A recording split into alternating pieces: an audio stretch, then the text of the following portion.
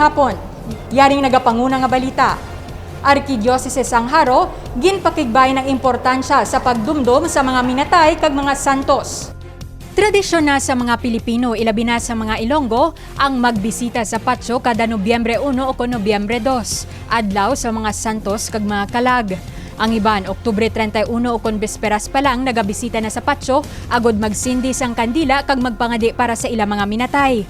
Apang subong bangod sa strikto nga mga pagsulundan nga ginpagawa sang National Interagency Task Force, sirado ang mga patio halin Oktubre 29, tubtubwas nga adlaw Nobyembre 2. Apisaro sa mga limitasyon, ginaengganyo sa gihapon sang Archdiocese of Haro nga magpangamuyo kag dumdumon ang mga santos kag mga minatay sini nga tigkalalag.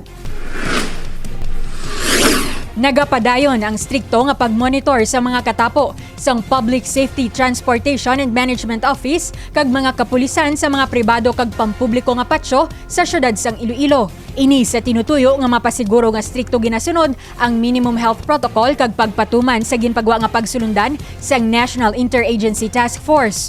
Subong nga adlaw tubtubwas, Nobyembre 2, sirado sa gihapon ang mga patio sa syudad, sandig sa mando sang IATF kag Executive Order 129-A sang lokal nga panguluhan. Ang dugang nga detalye bantayan karon alas 6 sa gabi sa Lavala Patrol. Ako si Divine Singh.